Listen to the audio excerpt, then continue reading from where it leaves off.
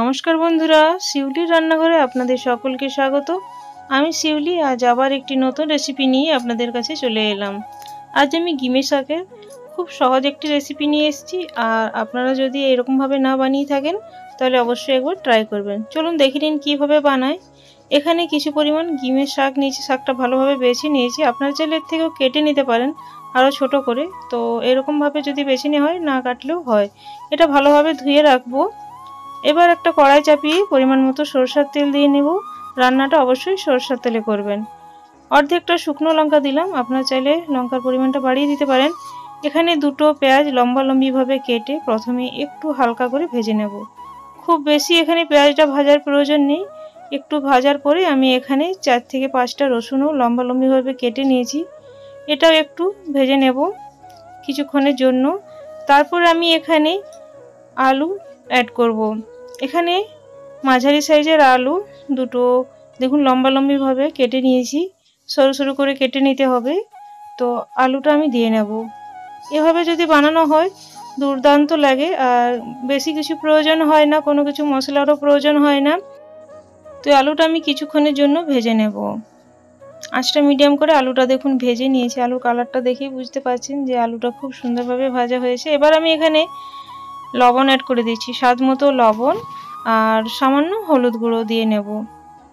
আর আলুটা সেদ্ধ হওয়া পর্যন্ত ভেজে নেব। শাকটা কিন্তু এত আগে অ্যাড করবেন না, কারণ শাকটা সেদ্ধ হতে বেশি টাইম লাগে না, আলুটার জন্য একটু টাইম লাগবে। তো আমি এবার এখানে আঁচটা মিডিয়াম টু লো করে ঢেকে নেব। প্রথমে খুব ভালোভাবে লবণ হলুদ মিশিয়ে নিয়েছি। এখানে কিন্তু আর অন্য কোনো মশলা দেব না।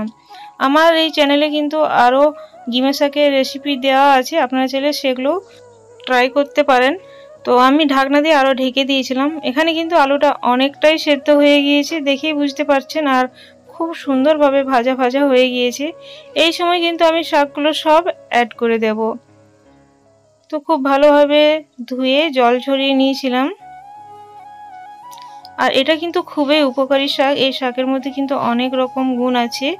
তো আপনারা যদি এই শাক পান বাজারে তো অবশ্যই নিয়ে আসবেন আর খাবেন। আর ভাতের সাথেই এটা পরিবেশন করবেন।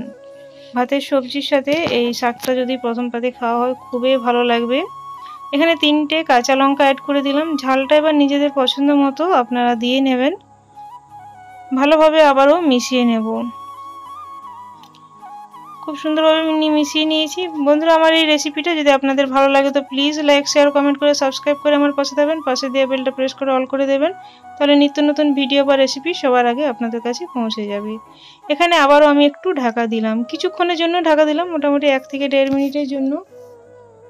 তারপর ঢাকনা খুলে দেখলাম। তো এখানে একটু জল দিয়ে নিয়েছি, তবে এখানে বেশি জল ব্যবহার করবেন না। আপনারা চাইলে লো আঁচেও এরকমভাবে ঢেকে ঢেকে রান্না করতে পারেন।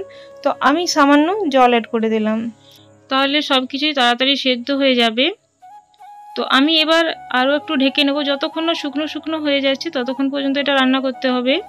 কিছুক্ষণ ঢেকে নিলাম, মোটামুটি 2-3 মিনিটের মতো। আপনারা টাইমটা দেখে নেবেন, কারণ টাইমটা সবসময় একই লাগে না সবার ক্ষেত্রে। তো ঠিক আপনারা এইরকমভাবে রাখবেন আর এটা গরম ভাতে পরিবেশন করবেন। তো রেসিপি একেবারে রেডি হয়েছে। আর এইরকম ঠিক শুকনো শুকনো থাকলে খেতে বেশি ভালো লাগবে, আর তেতোটা অনেকটাই কম লাগবে। এটা আমি গ্যাসটা অফ করে নামিয়ে গরম ভাতেই পরিবেশন করব। আজ তাহলে আসছি বন্ধুরা, পরে একটি নতুন ভিডিও বা রেসিপি নিয়ে আপনাদের সাথে আবার দেখা হবে। ধন্যবাদ ধৈর্য ধরে আমার এই ভিডিওটা দেখার জন্য। Thanks for watching.